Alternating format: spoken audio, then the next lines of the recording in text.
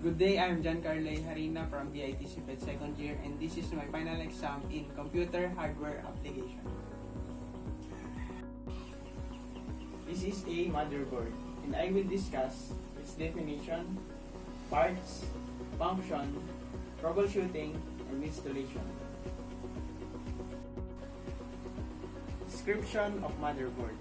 The motherboard is also called mainboard, circuit board, system board, and logic board. It holds and allows communication between many crucial electronic components such as central processing unit, memory, and provides connector for other peripherals. It is the mother of all components attached to it, which often include peripherals, interface cards, and daughter cards, and many variety of other custom components. The popular manufacturers of motherboards are Intel, Asus, ABIT, BioStar, Gigabyte, and MSI. Troubleshooting in motherboard.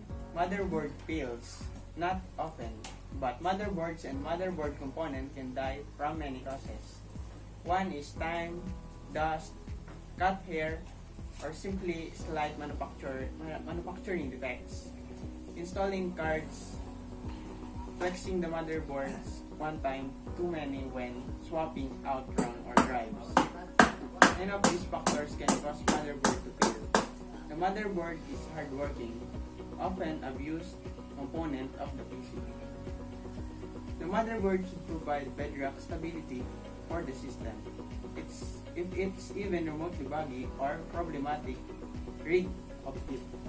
If you have component failure, you can often replace the component with an add hard that will be as good as better than the failed device. Because I don't have much equipment, I use this cloth as replacement of anti-static mat, but this is not advisable. Parts of the motherboard. This is the CPU or Central Processing Unit. It serves as the brain of the computer, and this is the CPU socket. CPU socket contains one or more mechanical components providing mechanical and electrical connection between a microprocessor and a printed circuit board.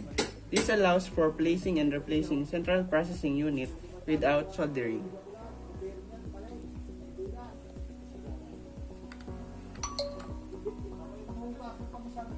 You must lock the CPU socket, and this is the heatsink. This motherboard doesn't have, this central processing doesn't have fan, but it has a heatsink, and it is placed here.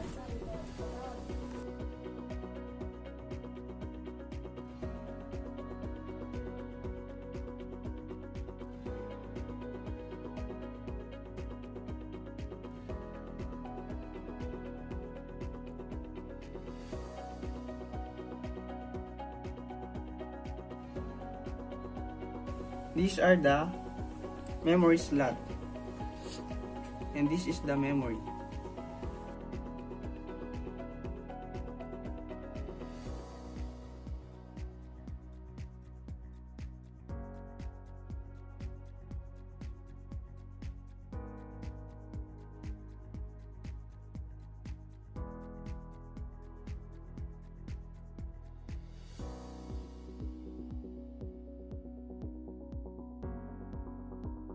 These are the PCI slot.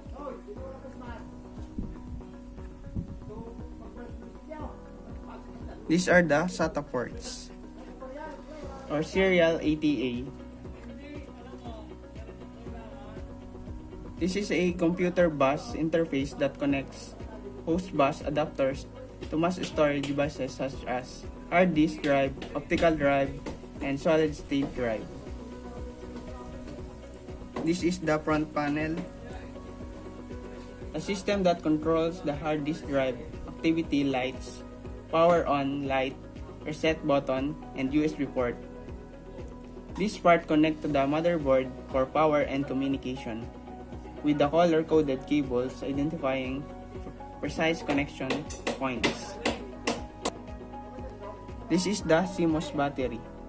CMOS battery gives backup power to CMOS. This primary parameter shall be used when the system gets booted again. Many computers use CMOS memory to hold current, time, and date. This is analog or digital audio port, used to connect speaker or audio output devices with a computer. This audio signal can be either analog or digital depending on that the port is corresponding connect or differ. This is mouse and keyboard port. This is serial header interface that allows PC to transmit or receive data. This is the oldest type of interface and one time was commonly used to connect printers and external modems to PC. This is HDMI port or high definition multimedia interface. This is for audio or video interface for transmitting uncompressed video data. This is the display port. The interface is primarily used to connect video source to a display device such as a computer monitor, and it can also carry audio, USB, and other forms of data. Display port was designed to replace VGA, FDF link, and digital visual interface or DVI. This is the USB port or the Universal Serial Bus. It stands for connecting computers and electronic device. This is the Ethernet port. The main function of an Ethernet port is to create Ethernet connection. Ethernet connection can be created between computers, servers, switches, hubs, routers, modems, gaming, consoles, printers, and so much more. Installation of motherboard.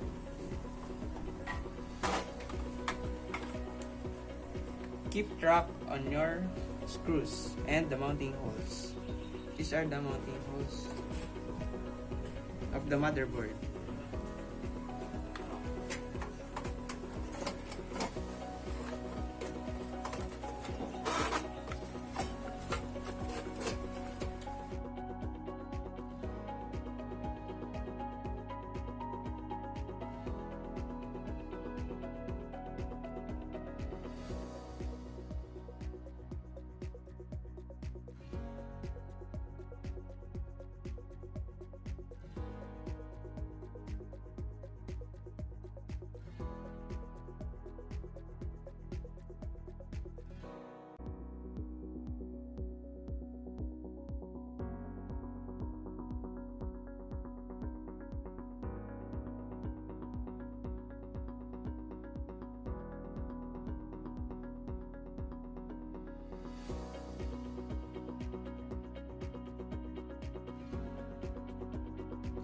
Connect the cables.